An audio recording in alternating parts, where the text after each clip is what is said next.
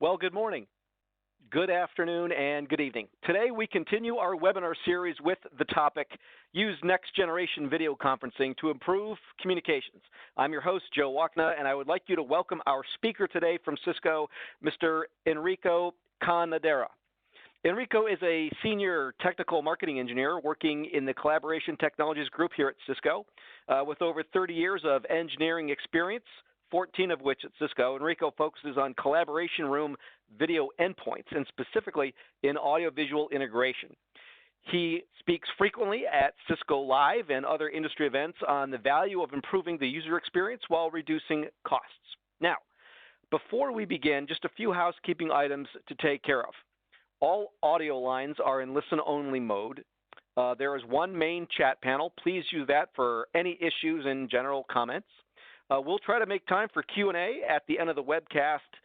Enrico will attempt to address your questions, time permitting. You should see a Q&A panel kind of in the lower right corner of your screen. This webcast is being recorded, and a replay and slide deck will be made available in the coming days. So now, without further ado, here is Enrico to kick off Use Next Generation Video Conferencing to Improve Communication. Thank you, Joe. Appreciate it. Okay, so we know what we're talking about, which is video conferencing. So specifically, these are kind of the items we're going to cover during this webinar. We'll be talking about where audio conferencing started back in the 90s and even before that. That was the preferred meeting choice, right, back in those days. And then where video conferencing kind of came in, but it wasn't very good, and then it got better. And to getting to where we are today, which is the important thing. So let's go ahead with that. So the key point, the takeaway here is that regardless of the manufacturer, today's modern video conferencing technology is really very good, and it enables improved communication from everything from company meetings where you have executives talking to a bunch of people and kind of like in a one-to-many format, to where you have small group meetings at the other end of the scale where your team is getting together weekly and you're on video together, to meetings in between that where you have several conference rooms joined in for whatever purpose. So I want to take a look back at where this collaboration technology started. So we're going to go back to the 1990s. And I have to admit that I was around then. I worked for MCI at the time. And AT&T and MCI were the leaders in audio conferencing, and it was big business.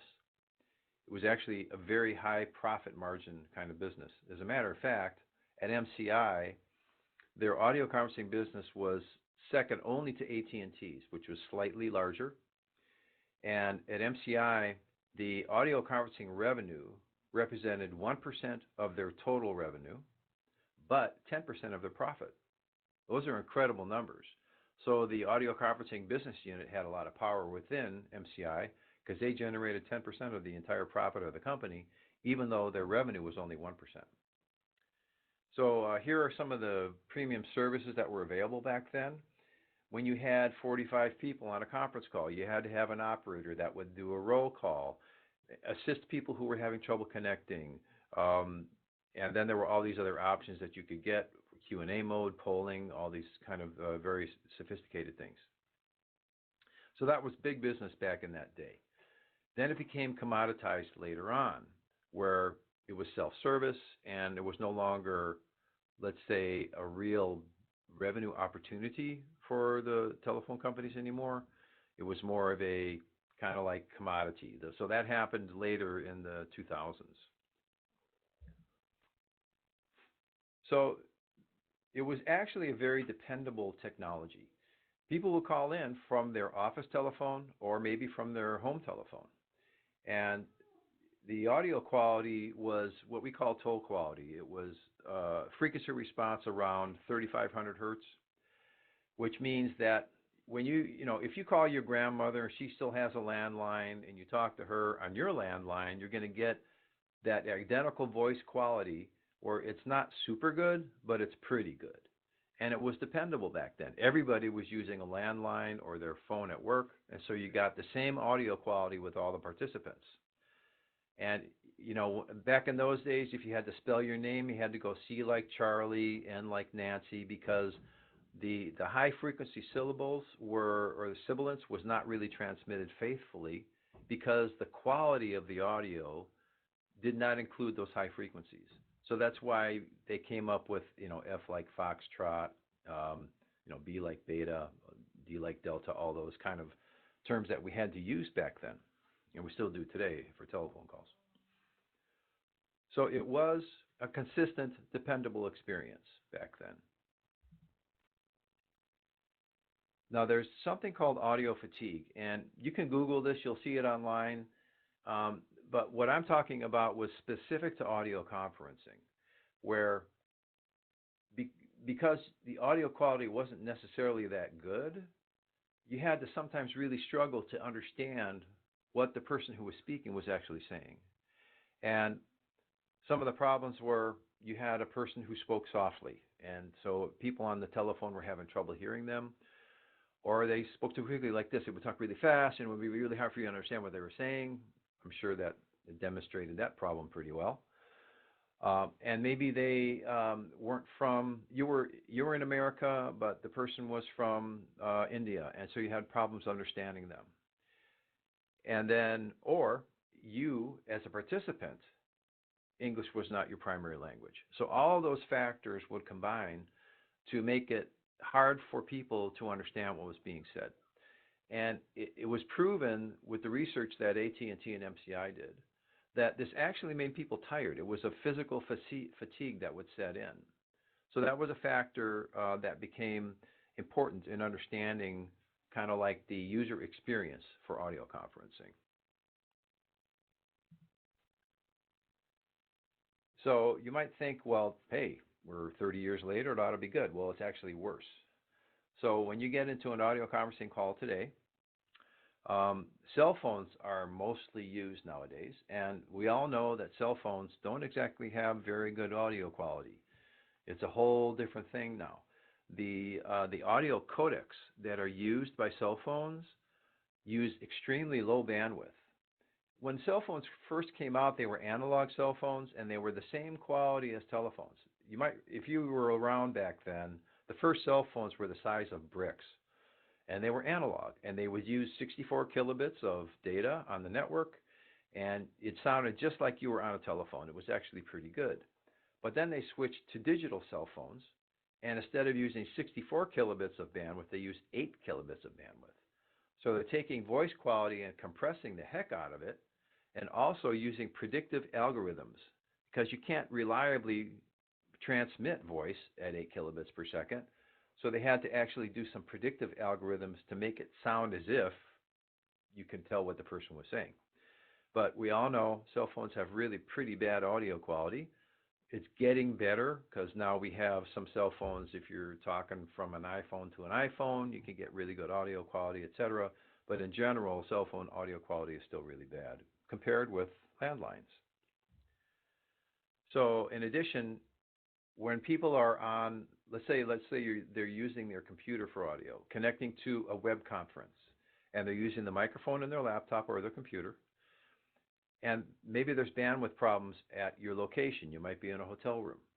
So what happens then is that the speech gets kind of like garbled. The packets get sent up, but there's restriction in bandwidth, so they end up getting stuck, and you get speech kind of like going. All of a sudden, a whole bunch of speech will come out, and it sounds really garbled, and it sounds weird. So that's not uncommon with today's technologies for when you're using your computer for audio. So this kind of thing is common nowadays between cell phones and computer audio, particularly if a presenter is using their computer for audio. It can be a pretty bad experience for the attendees. Typically on Webex conferences, I like to use the telephone to call back to me because then I know I'll get at least a certain level of quality with my landline. I can use a cell phone. It's actually better than using my computer. Right now I'm using my video system, so I get the best possible audio quality for this webinar. The better the sound quality, it has a corresponding reduction in audio fatigue.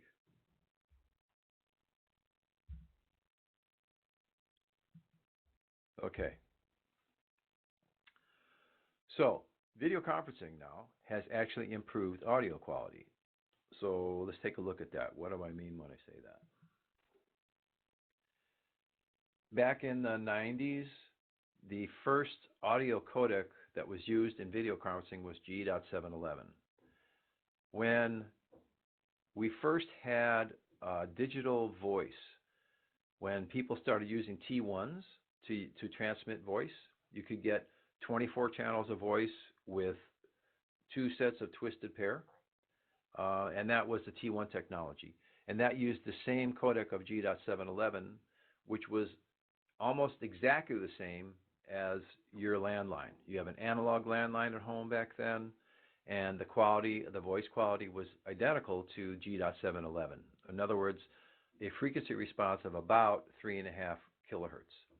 So what that means is that up to a frequency of 3.5 kilohertz, we can transmit that audio.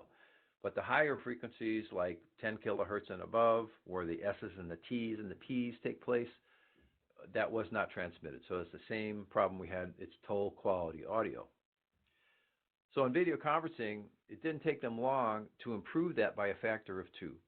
They started using the G.722 protocol, which gives you 7 kilohertz of audio frequency response. So much better. You can actually hear the T's and the P's and the high sibilants much better.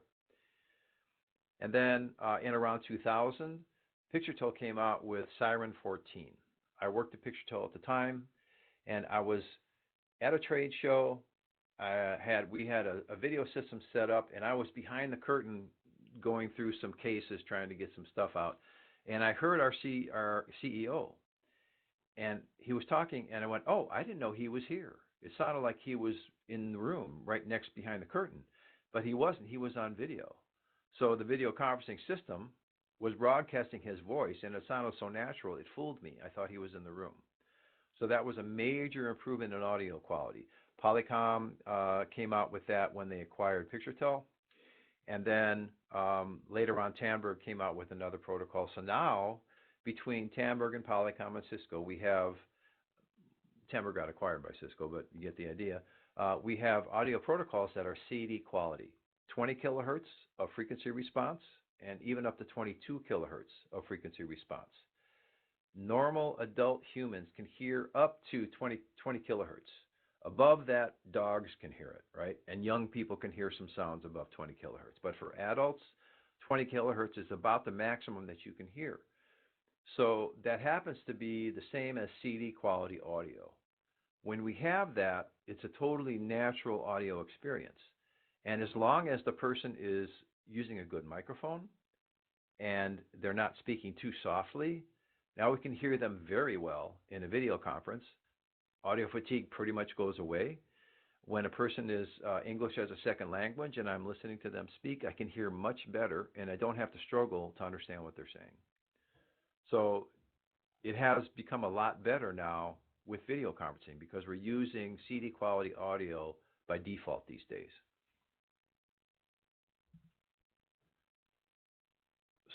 So we've improved audio quality in video conferencing systems. What's next? Video quality needed to be improved. Back in 1998, you had kind of grainy video in a video conference.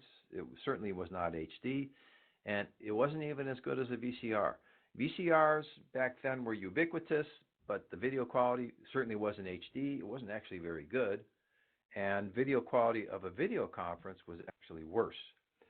So the reason for that is that it was using a resolution for the sent image of SIF, 352 by 288. In Europe, it was SIF, slightly higher resolution, but still not very good. So the primary algorithm used back then was H.261 for video. That was a required algorithm under the H323 and H323 umbrella. I'm sorry, H320 and H323 umbrella standards. H.261 was required. And again, the video quality was only 352 by 288. Back then, your computer could do 640 by 480. That was VGA, standard resolution, was twice as good as video conferencing, even back then. All of this changed in 2006. There was a gentleman from Polycom who started his own company called Lifesize, and it changed the industry. They announced they were going to come out with HD video conferencing, 720p, in about 6 months. Well, they got funding. It took them another 6 months before they actually released the product, so it was a year. But they did it. They came out with a 720p HD video conferencing system. And as soon as they announced this intention, that kind of made it very important for the players like Tandberg and Polycom and Cisco to do something about this, right? So they needed to respond. So we have to kind of have some gratitude, realistically, to Lifesize for kicking the industry into high gear, forcing the issue, saying, hey, we want this to be a better experience. Lifesize is now going to do HD. We have to do it as well. So it was a good thing for the industry. So with 720p video, the experience was radically different. For the first time, it was actually an enjoyable experience. You could see somebody talking, and you would get 30 frames of 720p resolution. It looked really good compared with the old days. So that was the first big important step forward in video quality. So now we can do that checkbox. Video conferencing has improved video quality. And specifically, the standards involved were H.261, H.263, and as we go through these improvements, H.263 had better performance than H.261. With the same bandwidth, it would give you better video. And then that was followed by H.264, which allowed 1080p video conferencing for the first time. And then following closely on that, 4K is even supported under the H.264 algorithm now. Then you might remember that H.265 came along. We actually use H.265 at Cisco with the room kits, but it was supposed to replace H.264 and become the next big thing. It didn't happen because there's two factors involved. Number one, all the people that were involved in developing the H.265 video codec got greedy, and their licensing costs are prohibitively high. The other factor is that the computing resources required to generate or transmit H.265 are about 4 times more intensive than H.264. So those two things combine to say that most MCU manufacturers and most endpoint manufacturers didn't want to go the H.265 route. That's where we are today. There are very few endpoints and very few bridges in the world that support H.265. We do support it in point-to-point calls with the RoomKit and RoomKit Plus. The RoomKit Plus and the RoomKit Pro. So because of this problem with H.265 not fulfilling its potential, there are open source initiatives going on right now that include Cisco and Google and other players in the industry to develop an open source, high resolution, very efficient video protocol. And that work is being done. It hasn't made it to mainstream video conferencing yet, but it is being done on some soft clients. So that's where we are in terms of H.265 and very high quality video codecs. So now we've got the solution for video quality. We have 1080p. Everybody does 1080p now. We have good audio. So what's next? Well, the problem is that in a typical video conference, you have a room full of people like you see on this image, and they're all very small. If somebody is talking, you can barely see their lips move. You can't read their facial expressions or their body language. This was the default. This was the problem that existed even from the old days of video conferencing. A bunch of people in a room. And unless there was somebody operating the camera manually, you really couldn't see them up close.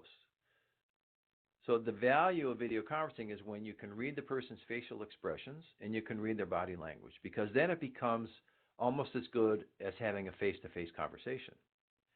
So executives understood that, right? So they weren't happy with the idea of seeing a room full of a bunch of small faces. So immersive video conferencing sprang up as a solution to this problem. There are lots of vendors that were doing immersive video conferencing back in the, let's say, early 2000s. And Cisco joined that as well. And the idea behind that is you have high definition video conferencing, you have 6 seats, there are 3 screens, 2 people per screen, and you see people real up close and personal. You might have 6 chairs at a table in your conference room. You're looking at 3 screens across from you that have 6 people, 2 people per screen. After a while, because the audio and video quality is so good, you kind of forget that they're not actually in the same room, and it becomes a very natural conversation. That was the purpose of immersive telepresence. The downside to that is that it's very expensive and restrictive. You have to have a bespoke room, a room that's built specifically for immersive telepresence, and the systems are not inexpensive. So as the industry evolves now, immersive telepresence is declining, and we'll explain why in a moment. So that immersive solved the problem of cameras, where you were able to have a controlled environment and you could see people up close and personal, read their body language, etc. But for general video conferencing, manufacturers are trying to figure out how we can automate cameras so that we can do pan, tilt, and zoom automatically to focus in on the person who's speaking. There were a lot of technologies that were used. The cameraman, for those of you who remember that, was very good at that. It could track a moving presenter. And PictureTel had a technology it was called Limelight, for zooming into the people who were speaking. VTEL had a similar technology. But both of these systems had problems. They didn't really work all that well. So people would tend to turn it off because it just wasn't meeting their needs. Polycom came out with the Eagle Eye Director series, and it was better, but it still wasn't real good. So it had some problems, and people would tend to turn that off. But then Polycom started including the Eagle Eye Director with their high-end video endpoints at no extra cost. So it was now becoming very commonplace in the market to have this technology. So at that time, Cisco/Tandberg decided, okay, we need to do something about this. We were being reactive. Polycom's got this technology out there. We're going to need to do the same thing now. But because we had some time, Cisco had some time to look at the technology, find out what was working well and what wasn't working well. Cisco had time because they didn't have a camera, or we didn't have a camera that would work with this right now. So we had to develop a new camera that had magnetic pan and tilt. Magnetic pan and tilt. So we were late to market with an automatic tracking camera, but we did come out with it, and it was better. So that was SpeakerTrack 60. It's been out for several years. We now have the quad camera, and it's been really well received in the market. So internally at Cisco, we just assume that it's going to be used, and we don't have to worry about it. If somebody is speaking in a conference room where there's 20 people, somebody talks, the camera automatically zooms into them, and we can see them nice up close, just like you're seeing me right now. So that camera technology now has been able to improve the experience by automatically using pan, tilt, and zoom. This slide shows an example of what this is like. On the left-hand side, you have a conference room with 18 or so people, and they all look small. But with SpeakerTrack, the woman in the white blouse has been talking, and SpeakerTrack has automatically zoomed in, and you're seeing her and the people seated next to her up close and personal. Cisco's not the only vendor that has this technology. Polycom has improved their technology, but you get the idea that the improvements in automatic pan, tilt, and zoom have made a big difference in the industry. and making the experience much better, regardless of not having an immersive telepresence system. It can be a medium-priced video conferencing system, but you still get the automatic camera technology. So that has been huge in the industry. So we can do the checkbox. Video conferencing now has automated camera behaviors. Pan, tilt, and zoom is automatic.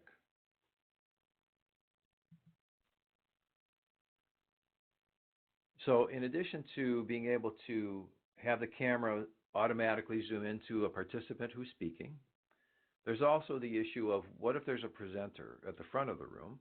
How are we going to automate that camera technology? So at Cisco, we use what's called Presenter Track.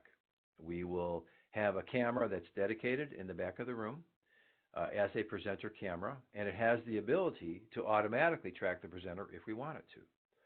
So when that's turned on, the presenter just walks into a trigger zone, and the camera automatically says, oh, there's the guy or the person or the woman that I need to follow. And they can move around, turn their back, go up to the whiteboard, sit down at the desk, and the camera will continue to follow them as long as the person stays in the stage area. When the person walks off of the stage, it goes back to the overall view. So that now has been automated as well, and it's a very good experience. Now, all of these camera technologies represent artificial intelligence. There are at least two aspects of artificial intelligence. There's machine learning and machine intelligence. So in this case, we're using machine intelligence. We have the ability to track a person digitally that's presenting. And once we see their face and know that it's a person, we digitally track their entire body as they move around to present. For speaker track technology, we have a combination of audio triangulation microphones and facial recognition in the camera. Those two technologies together enable us to zoom into the person speaking who is a participant in the conference room. So that all represents machine intelligence, which is a part of artificial intelligence. And artificial intelligence is a big thing at Cisco right now. We're enabling more and more artificial intelligence as we go forward for voice control, the ability to display the person's name below their image. Those are the first two technologies we're working on for artificial intelligence. We're going to see more AI going forward across the industry in video conferencing. For instance, you walk into a conference room, the camera sees your face and knows who you are, and automatically joins the meeting that you're supposed to be in. So you can literally walk into a conference room, sit down, and this video system joins you to your meeting without you having to do anything. So that's artificial intelligence. So we've got good sound quality, good video quality. We have automated cameras. So what else do we need? And I'm sure that everybody on this call who has ever used video conferencing can relate to the statement that it's hard to use. It always has been hard to use. Back in the days of ISDN, you would dial a call and it wouldn't connect and you wouldn't know why. The user interface might be a Picturetel 4000 pad and you had to be trained on how to use it. And then if you didn't use it for a month, you would forget, right? So you'd have to have somebody come in and help you. It's always been a very difficult technology to use. Fortunately, as of the past, say, 5 years, it has become much easier to use, to the point now where when I join a conference, I usually don't have to dial anything. I just click on my computer or on my iPhone, and it joins automatically for me. So we've made huge strides forward in usability, including the user interface that we have. So at Cisco, we have the Touch 10. People really like it, and a lot of organizations have standardized on it. It's a touch panel. It looks like an iPad. And I think it's about a 10-inch screen. So therefore, it's called the Touch 10. And the user interface has been developed over something like 9 years. And it's extremely intuitive and very good at doing three things. Doing presentations, whether you're in a call or not. You might just go into a conference room and do a presentation locally. It's very good at that, very easy. It's very good at making telephone calls. We have a big, huge video speakerphone in the conference room. It's got microphones and speakers and the whole 9 yards. So you can make a telephone call from your video system. As a matter of fact, in my office, I don't have a telephone. I use my video system. And it's also good at making video calls. So the Touch 10 excels at those three things: presentations, video calls, and audio calls as a user interface, and it's very intuitive. Most people don't even require training. So then the question became, our customers came to us and said, can you open up your APIs on the Touch 10 so that we can now control the environment? They wanted to be able to get rid of the other touch panel from AMX or Crestron or whatever that was used to control the lights and the blinds and the temperature, lower the projection screen, turn the projector on. They asked us, please open up your APIs so that we can write for those applications. So we did that a couple of years ago.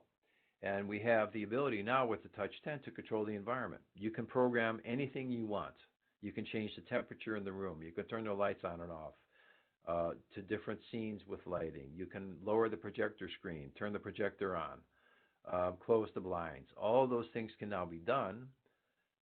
They still require a control system because the Crestron or AMX has the interfaces to the environment. Has the interfaces to the environment so that you have the RS-232 port required to turn the projector on and off. You have the relay required to lower the projector screen. RS-232 to the lighting system to set different lighting levels. So the Crestron and AMX processor plays a central role in that. All we've done is enable the Touch 10 to be the user interface so that you don't have to have two touch panels in the room. So ease of use is very important. If all of these improvements that I've been talking about technologically were made, but it was still hard to use, it would never become widely used. But the opposite has happened. We are seeing now, we're kind of at a tipping point where organizations are using video conferencing as a commodity. It's becoming very common. We're in double-digit growth in the industry, and it's been that way for probably 10 years at least now. So it's a good time to be in video conferencing. So, okay, so we've talked about the improvements. What are the tangible benefits to using video conferencing? In my mind, there are two ways to look at the benefits of it. One can be quantified monetarily. Everybody understands the savings and travel costs. When you have a technology that enables you to meet with somebody almost in a face-to-face manner with really good quality, then your travel is obviously able to be reduced. You might, if you are an account representative and you have to go meet your customer, but then once you've shook hands and you've established a relationship, you can use video conferencing to continue that relationship without having to travel every time you want to meet with them. It's a huge savings. Organizations understand this. It's quantifiable. You can actually, you can actually say we have a return on investment here because we've had a reduction in travel costs. So that's one way of looking at the benefits of video conferencing is the reduction in travel costs. Another way of looking at it is employee satisfaction. So for me personally, I have team meetings every week. We are informal with each other. We can see each other's body language. We joke. We carry on as if we were on the same room. And that's because of the improvements in the technology. So teams benefit from face-to-face communication. On the other end of the scale, you might have company meetings where an executive is presenting to everybody. And because you're using video conferencing, everybody can see the executive when she's moving around, when she has facial expressions and she's gesticulating, or it's a guy and he's doing the same thing. You can see them. You can read their body language. You can hear them very well. So that experience becomes very valuable. As a matter of fact, there are, if you look around on Google, there are some pretty good use cases where the benefits of video conferencing are explained. So in particular, I wanted to find out how it relates to employee satisfaction and productivity. So here's what this one company, Gigaom Research, said. They said it's become critical for productivity. 60%. Here's a statistic of 65% of all communication is nonverbal. I've heard as high as 90%. It doesn't matter what your percentage is, but the fact is that when people communicate, it's not just what they say. There's a lot of cues in body language, facial expression, and those cannot be picked up unless you're looking at the person. So if it's 65% or less or more, it doesn't matter. The point is that there is a lot of nonverbal communication involved when you're meeting with somebody. So video conferencing, if it's good quality, enables you to pick up on those nonverbal cues. And then here it says 87% of users seem to feel more connected with their teams and the entire process when they use video conferencing. And I can attest to that. Like I said, we have our weekly team meetings. I feel very engaged with my other team members, even though I might only see them personally once or twice a year. And then talks about cloud-based video conferencing. So, and there's a link there if you want to check out that particular statement. But you'll see that this kind of idea is pretty prevalent. So once again, the whole point of today's meeting is that with the improvements in the technology of audio quality, video quality, automated camera tracking, and ease of use, it's now to the point where video conferencing enables an incredible increase in the quality of communication when it's used within an organization. And that is everything I have. Fantastic. And Enrico, if you have the time and the patient's got a couple questions that kind of popped in, I'd love to be able to throw your way if that's okay. Absolutely. All right. Let's see here. So in no particular order here, let me see here. So the most recent one, someone just threw this one in there, is about cloud video conferencing. You just kind of mentioned that just a few minutes ago, and someone pinged in immediately and was like, hey, what is that? Can you explain a little bit more about what that is? Yeah, sure. So there are lots of vendors that do so-called cloud video conferencing now. All you have to have is a computer, and you can join a Zoom meeting. Or you can be using Skype for Business on your computer and join a conference. Now, the cloud portion just means that the infrastructure is located somewhere on the internet. It's not located in your facility. When you're using on-premises video conferencing, you have to have infrastructure located at your company, whether it's at the headquarters location or whatever it is. You have to have call control devices. You have to have MCUs, bridges, those kind of things. In cloud video conferencing, all of that stuff, all that good stuff is located on the internet somewhere. You don't know where it is. It's in some server room somewhere on the internet. And that enables you to be able to do video conferencing without needing to have any infrastructure on your premises. All you need is a good quality video conferencing endpoint. It's still better quality if you use a hardware endpoint than if you use a soft client on your computer because of the camera technologies, etc. But as long as you have an endpoint, a DX70 or some personal endpoint or a small conference room or even a large conference room, now you can have extremely high video conferencing quality by connecting to the cloud for the infrastructure. Very good. So someone else piped in a little bit earlier too, is in the grand scheme of things, how is this really different from something like a Skype or a FaceTime, the video conferencing and the audio piece? Yeah, that's a good one. So the difference is in quality. I use FaceTime a lot, and people use Skype a lot. I mean, people call their grandmother on Skype all the time. Grandmothers can do Skype. It's not a big deal. But when you do a FaceTime call or a Skype call, you're typically using either a handheld device or a laptop, and you're using a camera that's built in. Some of those cameras are pretty good, others are not. The lighting is typically not very good. If you're on a Skype call or FaceTime call, it's almost always challenged by lighting quality.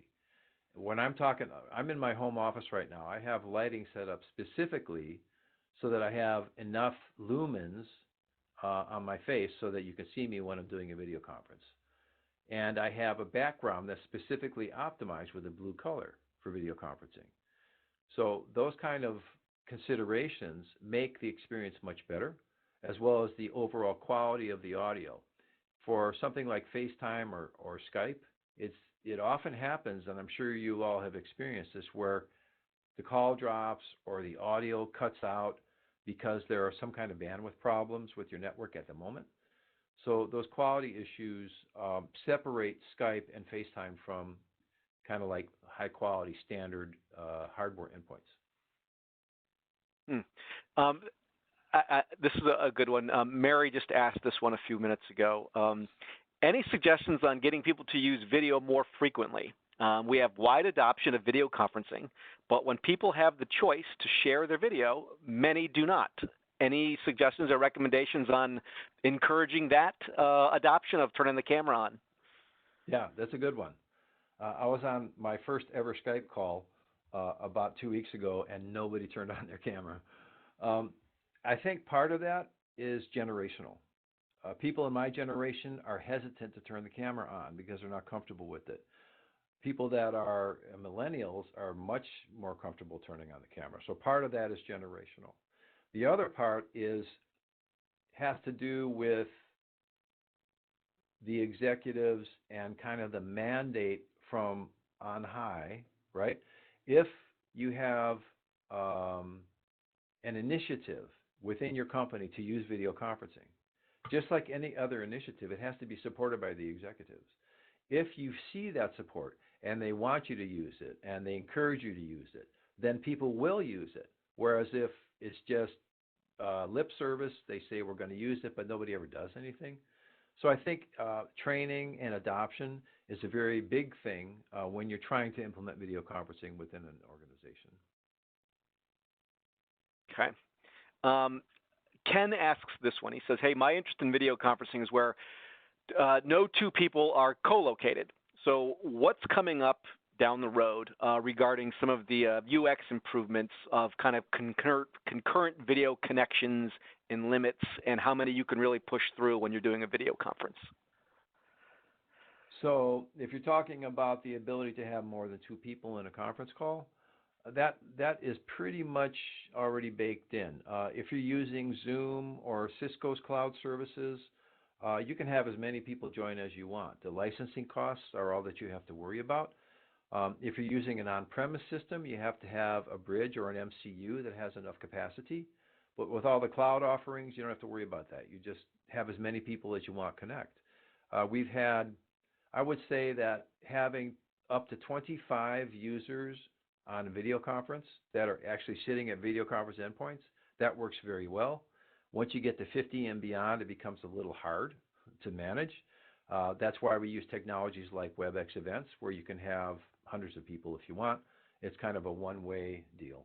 But for true video conferencing, you can have your team meetings with up to 25 locations, and that capability is already there. So here's another one. Enrico, basically, there always seems to be a little bit of a delay, whether it's a meeting, an event like this, or something else, where sometimes the video and the audio isn't always 100% synced.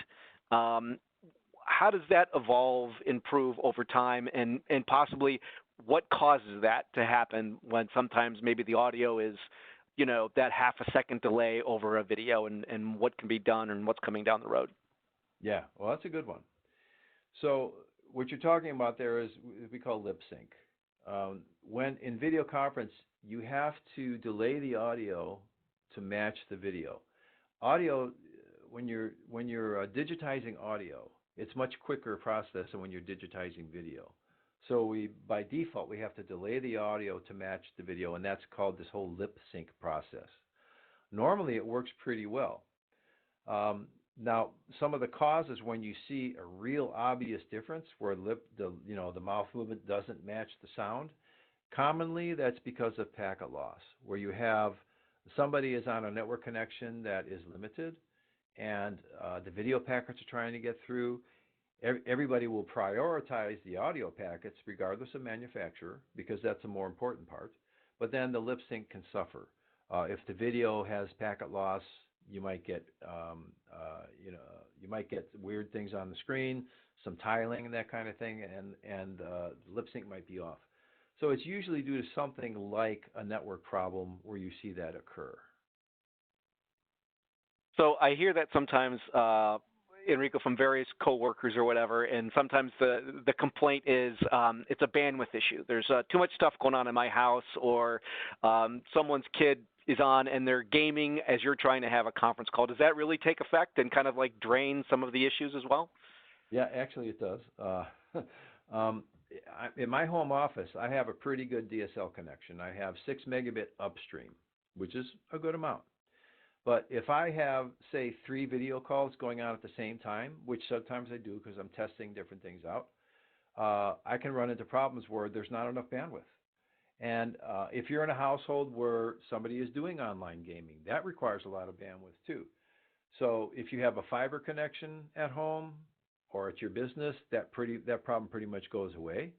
But if you're limited, like I am with DSL, 6 megabits sounds like a lot, but if you're doing video conferencing and gaming at the same time, you're going to crowd that pipe to where you have problems getting the packets through. So really, on behalf of Enrico and the entire Cisco team, I'd like to thank you for your attendance today and your participation. Again, Enrico, thank you very much for your presentation today. It was very much appreciated. My pleasure. Okay, thanks everybody. Have a great rest of your day. This concludes our webcast today.